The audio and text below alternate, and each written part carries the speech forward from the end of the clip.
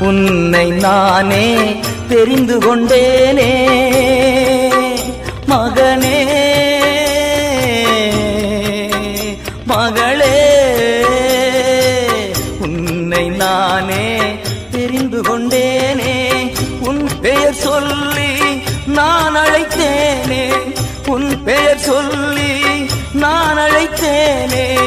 ஒருபோதும் நான் கைவிட மாட்டே, கைவிட மாட்டே.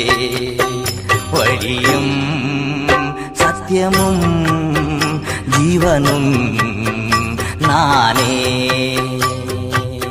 இஸ்ரவேலே பயப்படாதே, நானே உன் தேவன்.